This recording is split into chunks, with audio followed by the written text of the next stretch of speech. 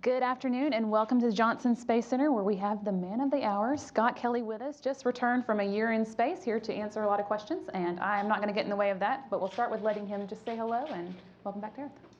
Well, thanks for being here, everyone, and coming to welcome me back to Houston. It's great to be back in this city and this state and our country. It's a real privilege to be part of this and part of something so great, and I appreciate your time being here today. Thank you.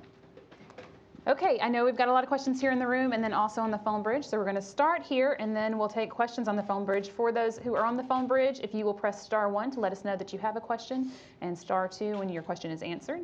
And if you're watching on the internet and want to participate via social media, you can also do that using the hashtag #AskNASA. All right, let's start here in the room. If you have a question, raise your hand, and then we'll start with Gina Sinceri. Gina Sinceri, ABC News. I mean, you've done this so long. Did anything really surprise you about the year in space, or was it what you expected? The flight itself, I think the only big surprise was how long a year is. It seemed like I'd lived there forever. It seemed longer than I thought it would be. But I did, having flown before, I did pace myself appropriately, so I felt pretty good about that. So as far as the flight is concerned, that was the only real surprise. Your Earth at Art just went viral. What about that really struck you when you would look down at Earth every day? Well, the Earth is a beautiful planet. It's everything, practically everything to us. It's very important to our survival, and the space station is a great vantage point to observe it and to share our planet in pictures. And you also notice how the atmosphere looks and how fragile it looks.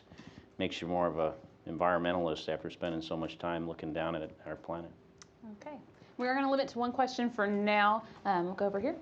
Hey there, Scott, and welcome home. I'm Don Maliki with Fox 26 News. Sometimes I spend a couple days at home when I'm sick and I go stir crazy. How do you stay 1 year without going absolutely bananas? And was there ever a point where you said, wow, I'm working as a human guinea pig? Maybe occasionally you do go bananas, but no, I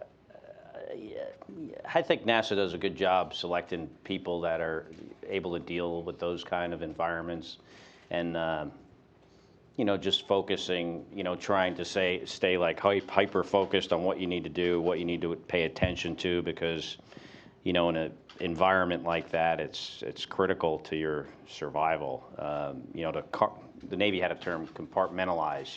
Try to just focus at the task at hand. Take it one day at a time. It's very important. Try not to. I tried to have milestones that were close, like when is the next crew arriving, when is the next visiting vehicle arriving, the next DVA, the next robotics, the next big science activity, and I think that made a difference to me, keeping my sanity.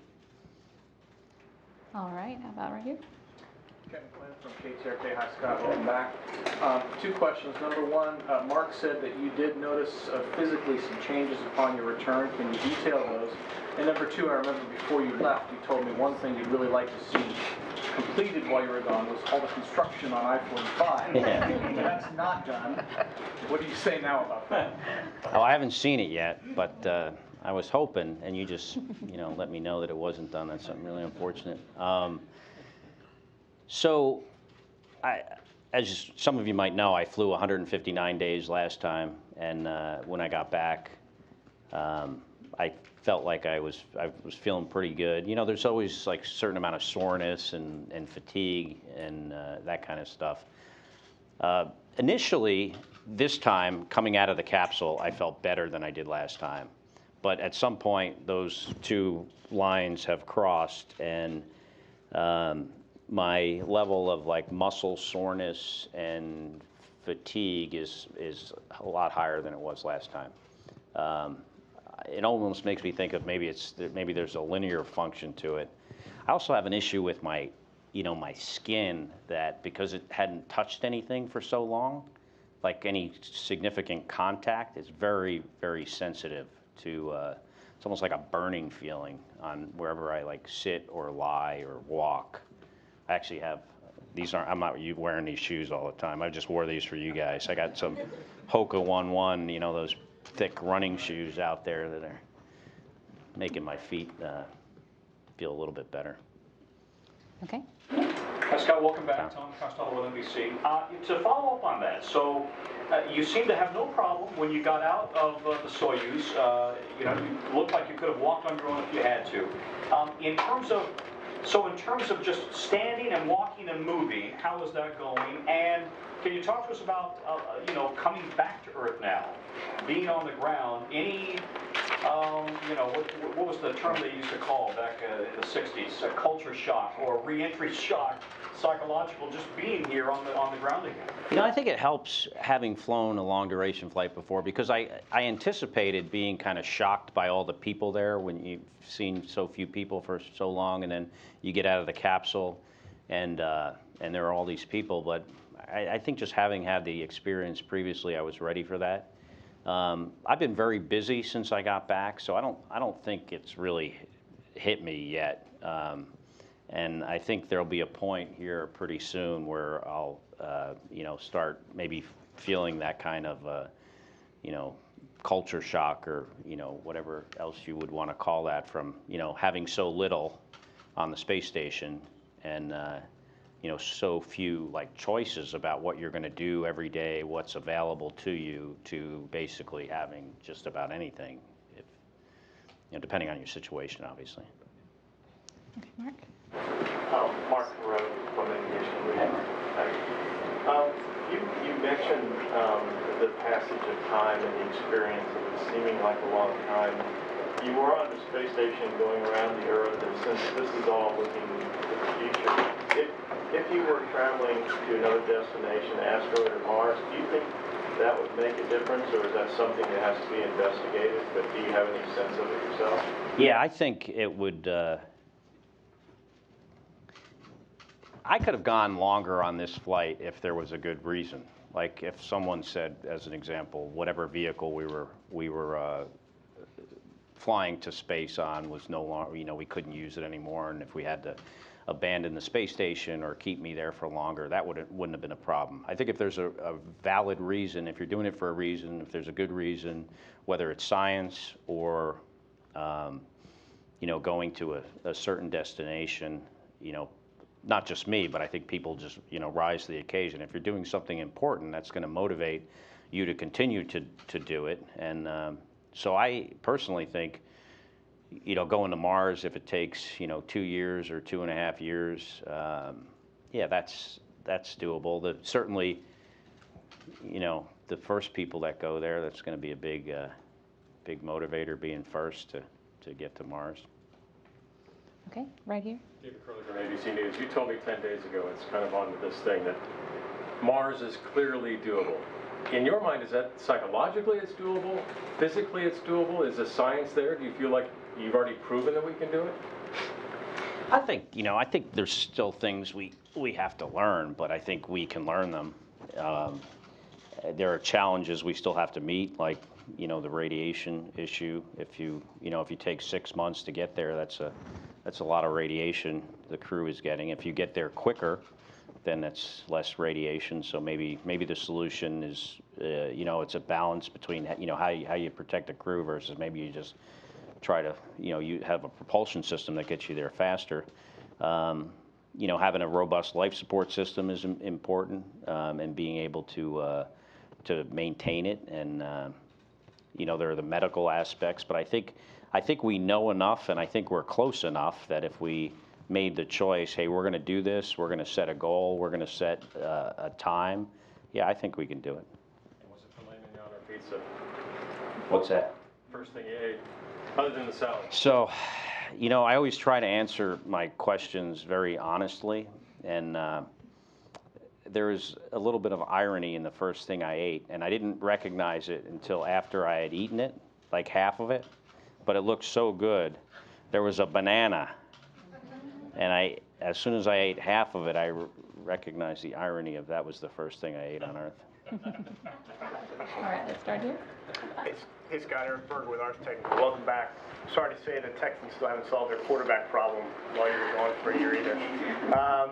wanted to ask you, after you got out of the capsule, if you were going to Mars or somewhere else like that took you a long time, you would not be able, there would be people there to help you out and, sit you down and stuff. Do you feel at that point like you could have gotten out of a capsule or out of a spacecraft, put on a spacesuit, and sort of set up a base camp, on Mars or wherever? So, good question. I actually learned something on this flight that I didn't really fully appreciate, and that is when that Soyuz lands upright, you're pretty much getting out of it yourself. I always had the assumption that, they would kind of reach down and unstrap the commander and then sort of somehow pull him out. But when it lands upright, he basically got halfway out, unstrapped himself, which is not easy in that thing, and how much room is in there. So he unstrapped himself, got halfway out, then they pulled him out. I had to unstrap, close the hatch, move over to his seat, open the hatch, get up outside, and get myself about halfway out before they could pull me out. So I got a sense for, yes, I could do that. Mars has less gravity, which is helpful as well. But I think probably if we would have had a ballistic landing and landed upright, we all could have gotten out of the capsule. It would have been a challenge getting down the side if no one was there to help us, because you'd kind of fall off the top of the capsule. But then you'd probably sit there for a long time and adapt, and then try to do whatever you needed to do to continue on with your business. Okay. Manuel Bojorquez with CBS News. You're quite prolific on social media. Can you talk about why you decided to go full throttle on that, how important it was? And I'm also curious, of all the major news events that happened on Earth in this 1 year that you were gone, were there any that greatly impacted you up there? Good questions. So the social media part of it was, my girlfriend and longtime partner, Miko, is here, and she works for NASA PAO, and she helped me with that. And that was something that we could share together. So it was a combination of me being able to share the experience with people on Earth, but it was something that we could work on together, which made the experience for both of us, I think, more rewarding. Rather than our conversations on a daily basis being, well, what did you do today? I went to the store, I went to the gym, I went to work. We could work on this as a project together. And so it was a combination of wanting to share the experience, but also want to do something with her. And she did an outstanding job, as you can see on this. So, I applaud her and do not take credit for this whole thing. I mean, it was a partnership. So as far as the news is concerned, one news story, and I follow the news more closely. I kind of have a little bit of withdrawal now. I've been so busy, I haven't been able to follow the news. I was asking my flight doc, Steve here, when we landed, how Super Tuesday went. It's one of the first questions I asked him when I got out of the capsule, because I have the news on, all the time up there, so you're always kind of listening to it. And actually, having the news on this projector TV, it actually gives you an audio indication of whether you have the KU comm link, so whether you have email or the phone. You can just hear if the news feed starts up. So it actually serves a dual role of keeping you connected to what's on Earth and kind of like an operational role. But so what did you think about how Super Tuesday went?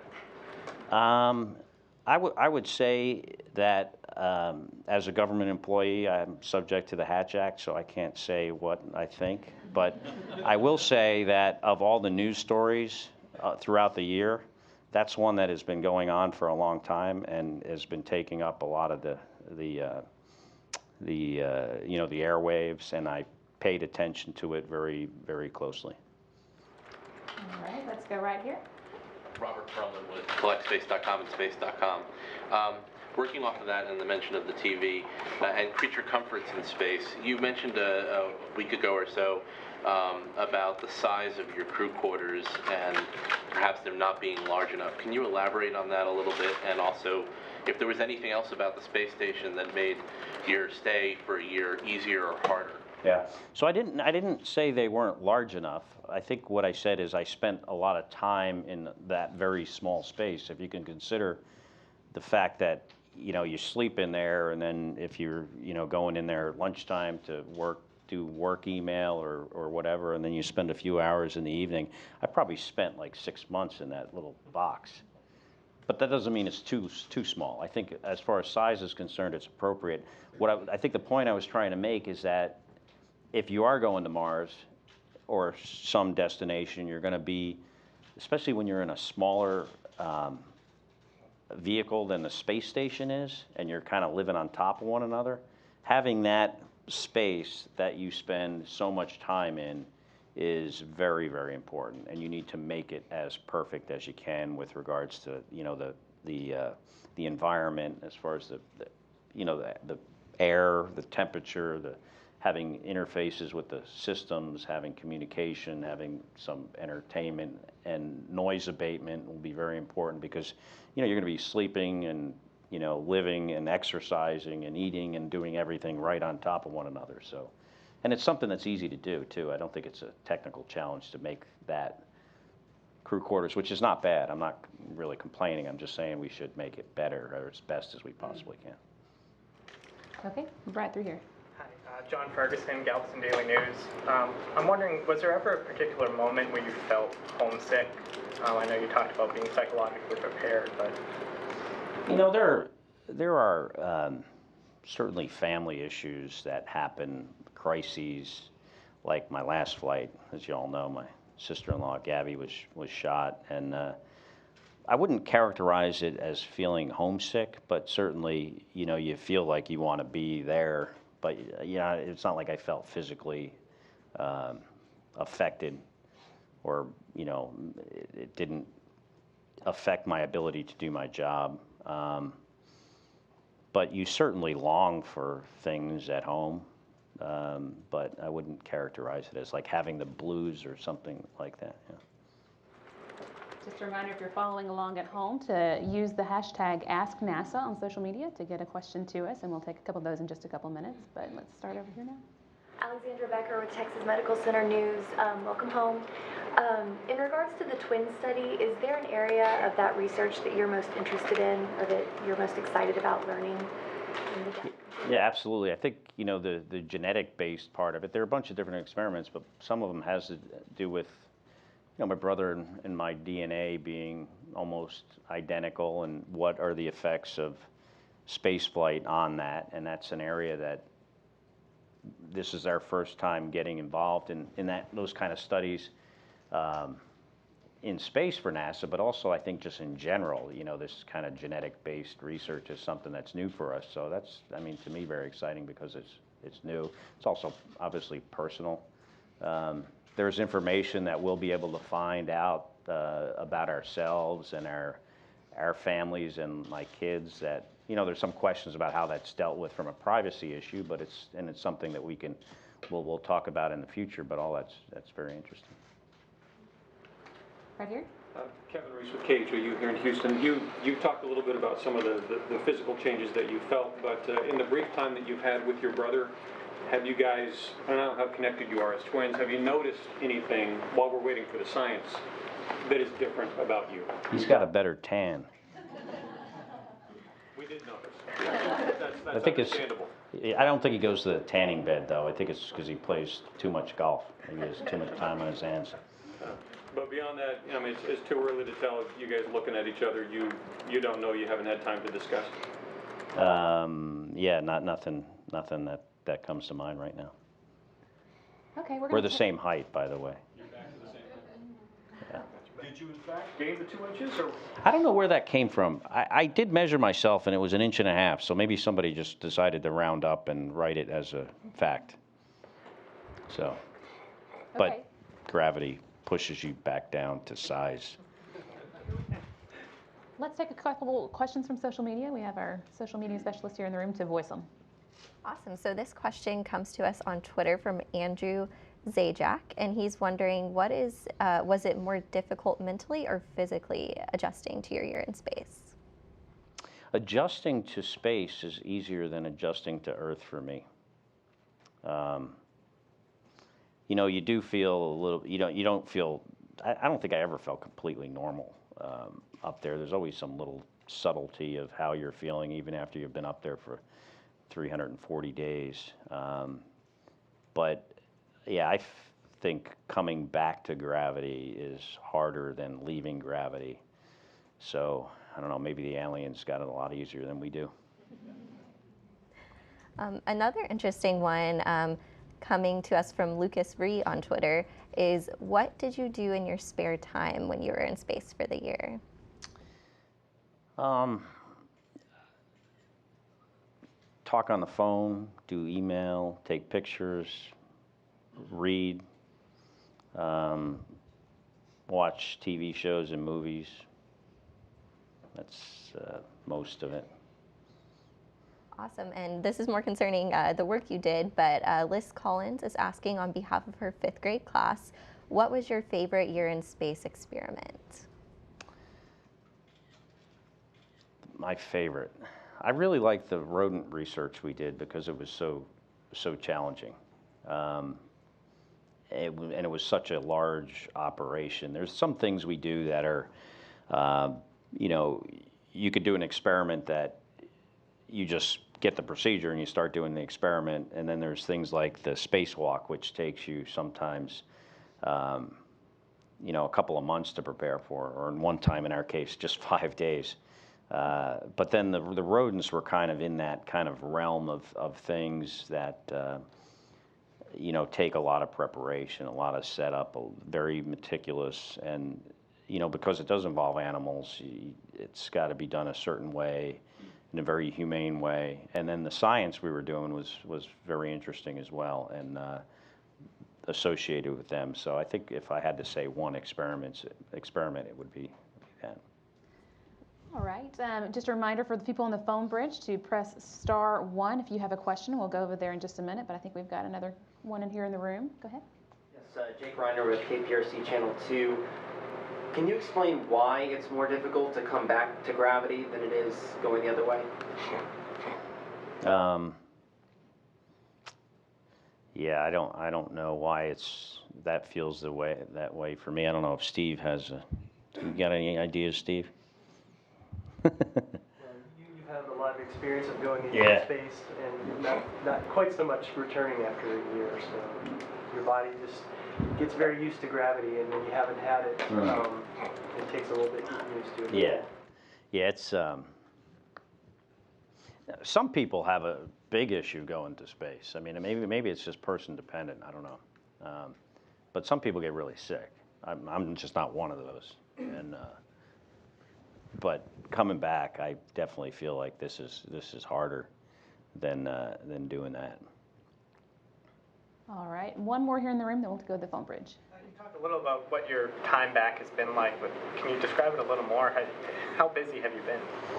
So we landed at I don't know, what was that, 1 in the morning, I think.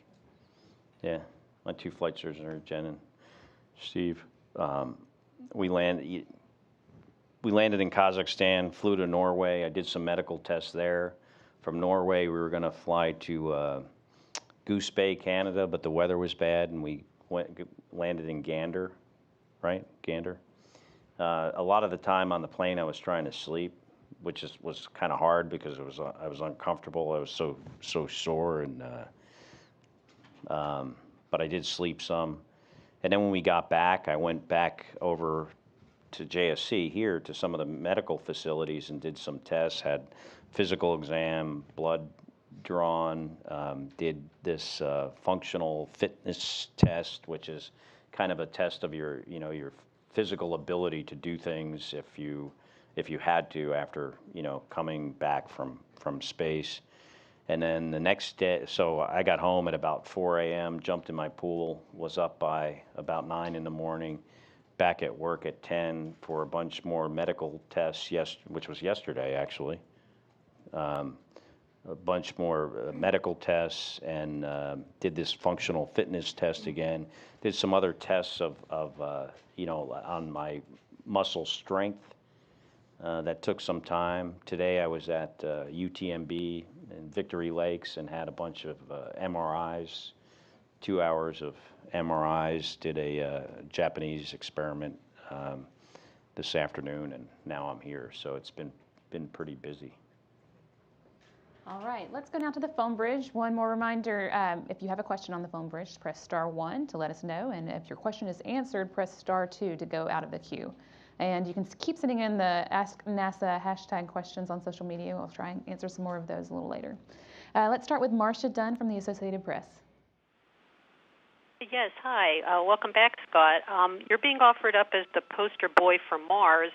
And I'm wondering how you feel about that, and do you have any insight on what about you helped you persevere, succeed on all fronts, it seems, and would be good at something like this? I mean, what insight do you have, and how might NASA pick crews based on your experience? Well, I don't know about the poster boy, but I don't know anything about that, Marcia, but I think NASA does a good job of picking people for these type of things. And if it wasn't me doing this, it would have been one of my colleagues, and they would have, I'm sure, done just as good a job as I did or better. It just so happens that I was the first person to do this, and it doesn't necessarily mean I'm the best or would be better than anyone else. I think we have a lot of very talented and dedicated people in our office, and I think, many of them could have done just as good or better at this maybe than I did. Okay, how about next, Tracy Watson from USA Today. Hi, thanks for taking my question.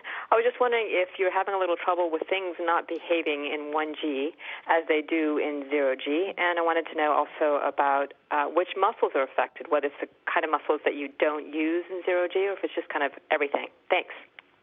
The first thing I tried to throw on a table, I missed. I tried to shoot some basketballs yesterday, and I didn't get any of them in the net. Not that I'm a good basketball player in general anyway, but I don't seem to have a tendency, though, to want to drop things like some people. On my first flight that was 7 days, I had that tendency to want to let something go, but never again, let something float. But definitely throwing things, you tend to underestimate the effects of gravity. What's really harder, though, is throwing something in space straight, because that is a hard thing to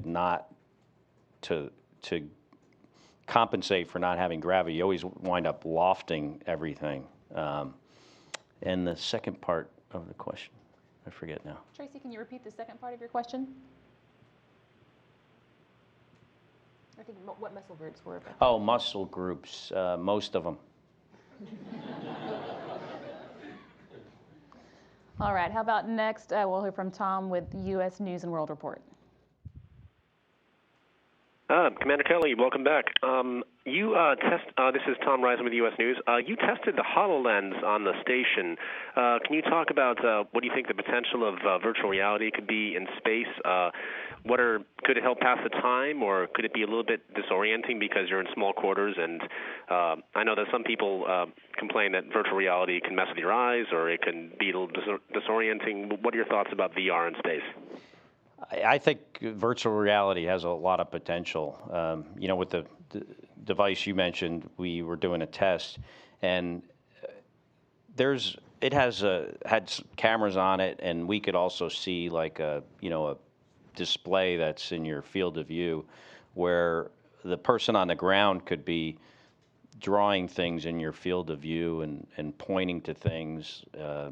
And I could be doing the same thing, like, if you're trying to do a maintenance procedure, I could say, hey, is this the bolt or connector you're talking about? And the person can just write an arrow in your field of view.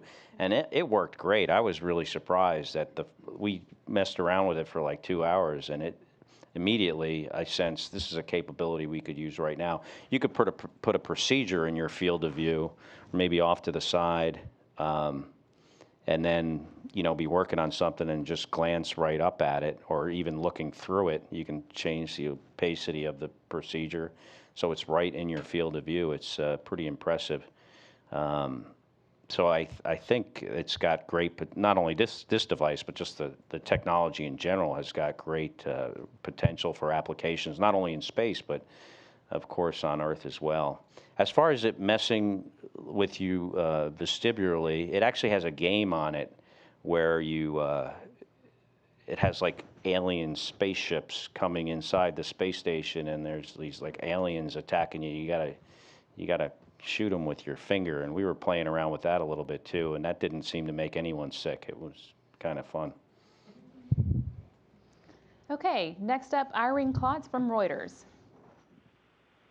Hi, thanks very much. Scott, you took some really beautiful pictures of the planet while you were up there, and just was wondering from your new perspective and long perspective if there's any place that you particularly want to go now, and also if you feel that you're back on the planet to stay now, if there's any other things that you want to do here or return to space at some point. Thanks. You know, there are many beautiful places on Earth. You know, the Bahamas is one that always stands out as just striking, the color of the water. I've been there before several times. So if there's a place that I could go that I've never been, the area above, like on the north eastern side of the Himalayas, have these high lakes of different sizes and colors, and it just looks very remote and very beautiful, and someplace that would be, you know, very look like pretty hard to get to. And so if I had to choose one place, if someone said, hey, if you know you could go one place right now, where would it be? It would be not right now. I mean, like maybe in 6 months. Where would it be? And I think it would be that area. I got to look into it some more too to see, you know, exactly what these, you know, lakes are called, even, you know, what country actually owns them. I mean, probably some of it is China, but I'm not exactly sure. Okay, Rachel Crane from CNN, you can go next. Welcome home, Scott. Quick question. Was wondering, while you were on board, there were several cargo resupply missions that failed. And I'm curious to know what went through your head when you heard about that and how that impacted the environment on board the International Space Station. Well, we lost the first one, the orbital, well before I got there, and then we lost the... so we kind of started out at a little bit of a deficit right when I got on board for certain things. And then when we lost the Progress, it affected us some more. It affected the Russians more than us, but in the end, it'll affect all of us in that we, we'll share things if we have to. But, that was one vehicle. So, we have a lot of redundancy. We have other vehicles that can resupply us. But then when the SpaceX mishap happened, then it was like, okay, well, now if the next one really does have to work, or we're going to be, I'm sure we would have figured something out, but, there's a plan for us to go down to like reduced rations if you have to. So we would all have gotten a little skinnier, and, we would have had to make certain things last longer. I'm sure we would have figured it out. NASA does a very good job at rising to the occasion when we have to. But, if that HTV wouldn't have worked, it would have really affected our quality of life on board for some time. All right, how about next we'll take Colleen from Optometry Times. Hi, Scott. Welcome back. I was wondering if you could talk about any vision changes you experienced during this mission compared to your previous missions, and whether you've noticed any difference since you've returned. I would say it was very consistent with my last flight from a subjective point of view. We're collecting more data this time on board, so we'll have a little bit better insight to, when those changes occurred and how they were in flight versus on the ground. But I don't think that, at least subjectively, it was much different than my last experience, which is kind of in the beginning you notice some changes and then it kind of levels off, and in this case kind of stayed the same way for just about the whole flight. Okay, again, if you are on the phone bridge and have a question, please press *1. Next we'll take Brian from VOX. Hey, Scott, thanks for taking my question. I'm curious, why were you so eager to jump in the pool, and did it live up to your expectations? And then, more seriously, I'm wondering what you think is the most unexpected difference you encountered between the 6 months versus the year. Yeah, the reason I was eager to jump in the pool is because even though I took a shower in Canada, I hadn't had running water in 340 days, and it's something you really miss. Actually, you know, my cosmonaut colleague, Misha Kornienko, that's one of the things he always cited as what he wanted to do too, is go swimming, get, you know, water around you. It's just, we make do with not having a shower on board, and it's not like you feel dirty, but you definitely feel like you would like to jump in a pool, so I did. It's nice that it was in Texas. Yeah. What was the other question? Can you repeat the second part of your question? Yeah. What was the most unexpected difference you encountered between your 6-month trip and then the year, either while you were up there or upon returning, something that you weren't anticipating that the extra 6 months made that difference? You know, when 6 months, when you get there, you can kind of see the end. You know, you think, okay, I launched in October, I'm coming back in March. I can envision getting there. But when you launch in March and you're thinking about coming back the next March, it is not something that you can really comprehend. I remember, because I think the perfect duration for a space flight is somewhere on the order of, you know, 2.5 to 3 months. And when you get to 2.5 to 3 months, you think, I've really been here for a long time, and know that you have, you know, 9 months to go. That's kind of hard to kind of get your head around. As far as coming back, you know, I'm kind of surprised how I do feel different physically than the last time with regards to like muscle soreness and joint pain and it's the skin issue. So that was something that was kind of unexpected for me. I figured, it'll probably be a little bit different, but it's more than just a little bit different. Okay, next up, Ann Ball from VOA News. Welcome back, Scott. I'm wondering what it is that you are going to miss about being in space. Is there anything you're really going to miss about being up there? Absolutely. Many things. I think the most important or the most significant one is the thing I like about it the most, and that is something that doing this job is something that's very, very challenging, very difficult. And then, you know, working hard at it and then just being, you know, fulfilled by your success. And you could find that, if I never fly in space again, I'll find that in other areas of my life, but not in this kind of way, where the implications of you know, messing things up are so severe that that makes it, in my case, more rewarding. It's kind of like, you know, why I wanted to be a pilot in the Navy and land on the aircraft carrier. It's not because I thought landing on the aircraft carrier would be fun. It's because I knew that it was hard and there was risk and it was important and thereby, for me, rewarding. All right, Ken Chang from the New York Times next. Hi, thank you for taking my question. I was just wondering, are you done with space now, or are you hoping to go back up? Well, I'll never be done with space. I will always be involved. Whether I fly in space again, you know, even my brother who's been retired for a bunch of years, he still hasn't given up the idea that he's going to fly in space again. So if I don't do it with NASA, I doubt I would fly again with NASA having, you know, have the most time in, you know, in space by any American. I mean, we have so many talented people in our office. There's no reason to fly me again. I could fly somebody else that hasn't had as much opportunity to do that. And but I don't think I would ever say I'm absolutely 100% done, because I think there's a lot of exciting possibilities out there, and you know, maybe in the commercial aspect certainly, and you know, they might need a guy like me someday or someone else, or I don't know.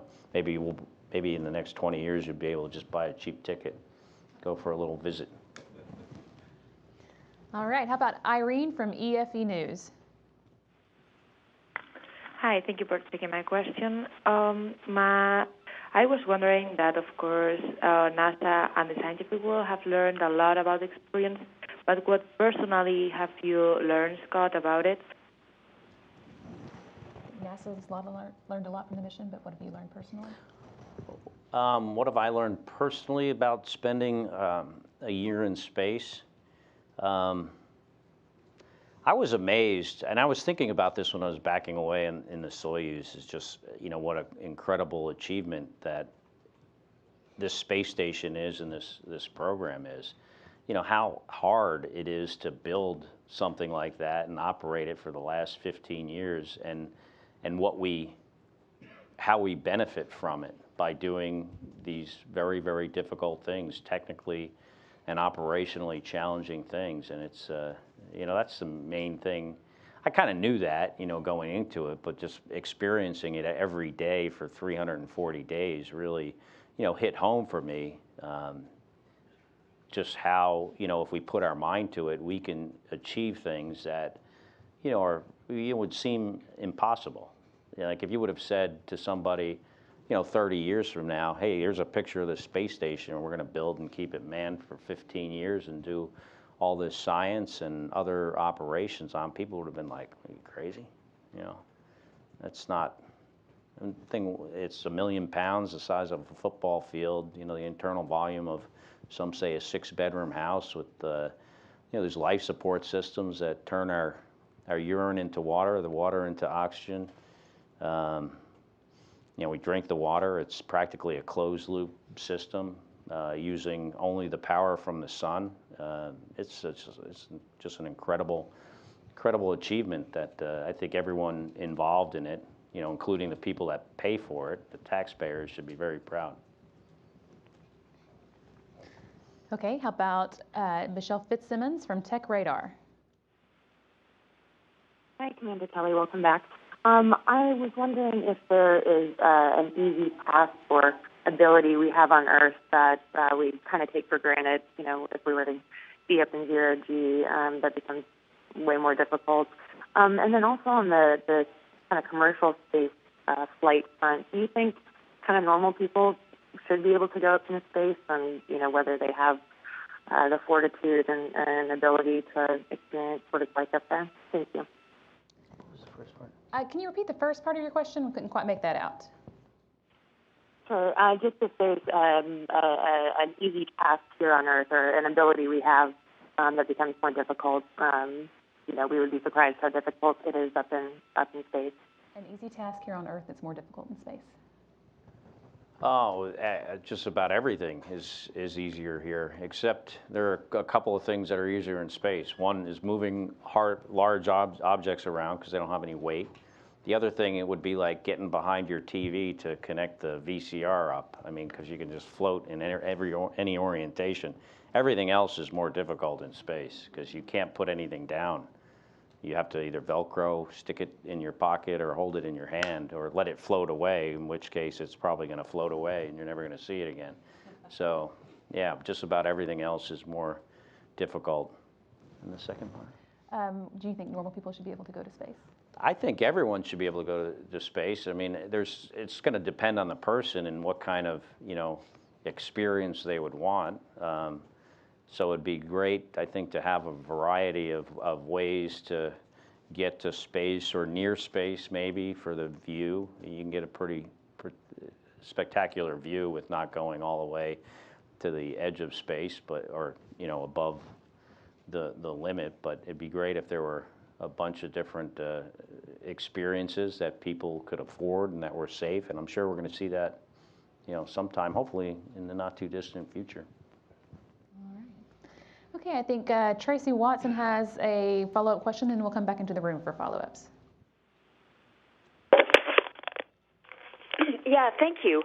Can you tell me about the workflow and how you managed that, whether you had to sometimes push back against the ground on how much they wanted you to do, and how you adjusted it to a year in space versus 6 months in space? Thanks. Yeah, that's a very good question.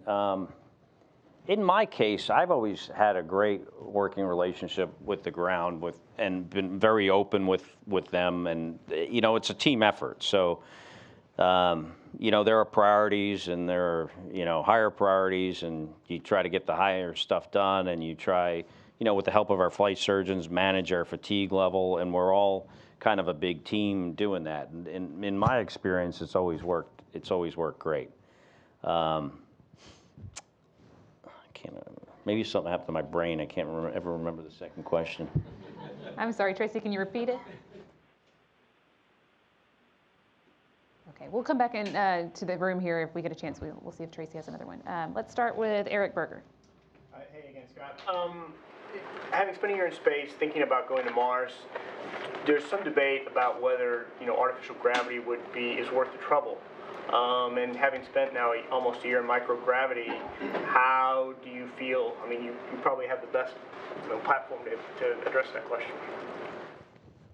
So artificial gravity solves problems with making your work easier, where you don't have to deal with all the stuff that floats. I think it probably helps in certain systems and how they function. Certainly it'll help in your physiology. If it's though, I think it depends on how you do it. If it's like 2001, where you have this big orbit rotating wheel, that's much different than if you had, I think, a vehicle that had varying levels of gravity. I don't know that if you had Earth's gravity on one side and Earth's gravity on the other, and then you lived in between all the time, how your body would deal with that. So I think it's a balance between, having all this maybe wasted space you couldn't use, and versus what the benefits would be. Or if you could, make the science fiction kind of vehicle, then maybe that's the way to go. I don't know how, technically feasible that is right now. But I tell you what, I am a big believer if we can dream something, and if we can put our minds to it, we can do it. So I think I would never rule that kind of thing out. Okay, let's come over here to Mark. Thanks, Mark Carruth, Aviation Week. I have a related question. NASA's looking at an in-space habitat. Do you think you might have some good suggestions for them to consider on the way it's structured inside, or functions that would be helpful with the concept of a living space for a trip to Mars? Actually, I do. I've actually thought, when I saw that on the news, actually, that there was a contract given, I don't even know to what company or what the details were, but there was some money dedicated to that. I think I'd be great to help with that kind of project, and I would love to be involved in something like that.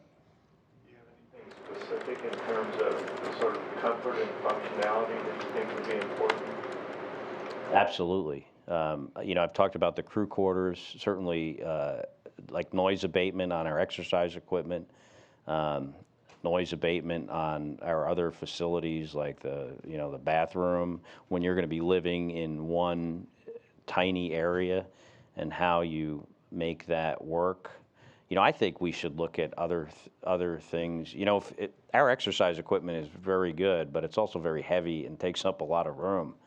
Maybe there's other ways we can get the same effect without the same kind of equipment, like, in a medical way. Like we were talking, one of the issues we have with coming back and why you feel the way you do, I think some people feel the way that they do is because they've lost a lot of their blood volume. I mean, you could look at, giving that back to the person when they land, potentially, or something else. I got an IV when I was coming back. That helped a little bit, but just kind of more thinking outside of the box in that kind of way, I think is something that we should start considering more. Okay, how about Tom? If you don't mind, I've got two. But the first one is, I was fascinated in your documentary that ran on PBS, which I thought was excellent, about the smell of space, which I'd never heard of before. So having lived with that and the smell of the ISS for the last year, when they opened up the hatch in Kazakhstan and you were able to breathe that air, What was that like? Can you describe it? So I actually said to, well, first the air was refreshing because it was cool and it was different than the air I had experienced for the last 340 days. So in that way, it was refreshing. But as soon as I got in the chair, I don't know if I said to Steve or someone else that was there, I said, well, what is, it smells like a fragrance, like something, like a plant was blooming in that area. And, you know, I'd only been to the landing site twice before with the Soyuz. The first time I was in it, and I guess I didn't notice this. Steve's been there a lot more times than I have, and he said that's the smell of the burning Soyuz. So it's the charred smell of the Soyuz. It has kind of a sweet, how would you describe, you know, it's kind of a sweet smell to it. Did it feel like your senses are suddenly alive when you were able to breathe that air? Oh, it's great, yeah, absolutely. And my second question, pardon me, but you know, you'll now go down, and you have gone down holding 2 NASA records. You'll go down in American space history, and people will read about you for the next several decades. What does it feel like to be the guy who has set these records, to be one of America's space heroes? I'll tell you what, these records are made to be broken, and there's this guy, Jeff Williams, that's going to launch here in the next couple of weeks. He's going to break my number of days record, not by, I'm not sure by how much, but total number of days in space for an American. He'll break it, so, which is great. I mean, I'm a big believer in pushing the envelope on this kind of stuff. I don't know when someone will have more than 340 days in space next, but hopefully it won't be too long, you know, because that's, you know, pushing the envelope is what makes our, you know, society progress. So it's, I definitely don't have an issue with it. I'm a big proponent of that. And how do I feel about these kind of things? I'm just privileged to be here. That's how I feel. Okay, we'll take a couple of questions here in the room and then see if we can get maybe 2 more from social media. So start here. But I think what Tom's trying to say, and it's what we're asking, is that you have rekindled the mission with you as the center of it, has rekindled this interest in space we haven't seen in this country for a while. What do you take away from that for yourself, for the program, for the country? Well, I didn't know that. You know, maybe I'm somewhat insulated from some of the media surrounding this flight. I didn't actually realize that. Where have you been?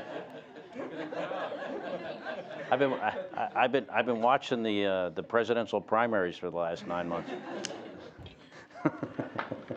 So what do I guess it's great, you know. I think space is important. I think it's our future. It helps our economy grow. It improves technology.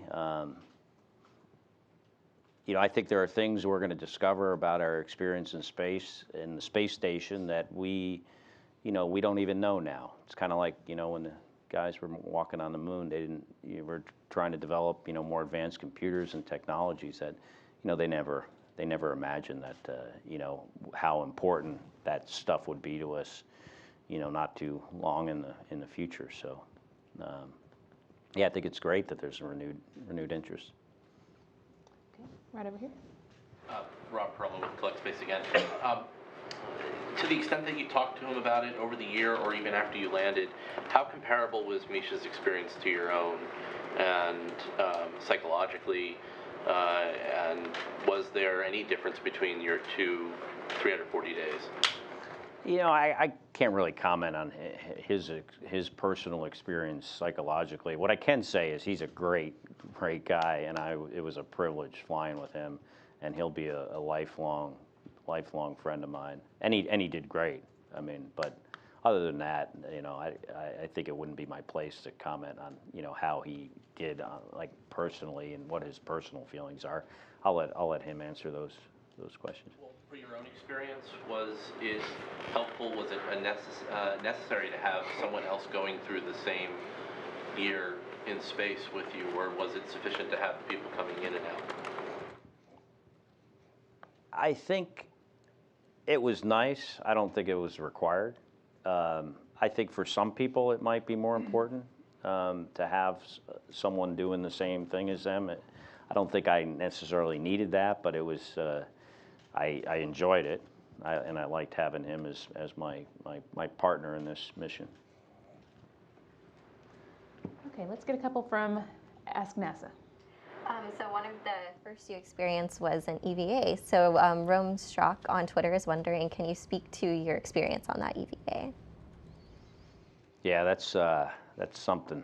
Those spacewalks, very technically challenging. Can be physically challenging depending on what you're doing and the time you're outside.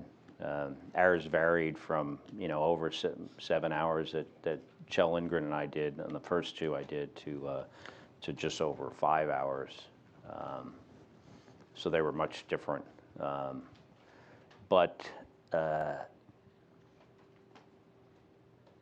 guess one main feeling I had after doing those first two is that I got this sense that you have all these people involved in this, and they all do great work, and and they're very, very important to the process and what we're doing. But in the end, there's only one person you can rely on out there, and that's your EVA buddy. Everything else is just advice, but that's the person. You're very, very reliant on one another for your lives, literally. Doesn't take away from everyone that helps us, but all they can give you is advice. So that's kind of the main takeaway I had from those experiences. The view is great too. It's pretty amazing. Awesome. So I think we're going to take one more, and this is related to the people you spent your time with up there. So Lady Lloyd on Twitter is wondering, how much does the changing personnel on station affect your psyche? Do you welcome the change, or is it hard to see the people leave before you do? Change is good. It's something you welcome. And it's hard to see them leave when they do leave. And in the case, in my case, especially with having had two groups of guys that weren't either experienced space station guys. Well, I had 3 guys that had never flown in space that were going to be long duration crew members. It was somewhat sad for Kjell and Kimia, for me to get them all, to watch them develop and then get them to where they're functioning at a very high level, and then they leave, and then I got to kind of start all over a little bit. But that's the case with anyone. It's not particular to them, but it was fascinating seeing them go from brand new guys to seasoned veterans over the course of several months, and then I was sorry to see them leave. Okay, we are just about out of time, but I think we can get one more. From the vantage point of space, what did you see, I guess, the impact on the Earth? I know you took a lot of photographs. What was that impact you saw, and maybe how we're contributing to the change on the Earth? What did you see? You could see a lot of pollution in,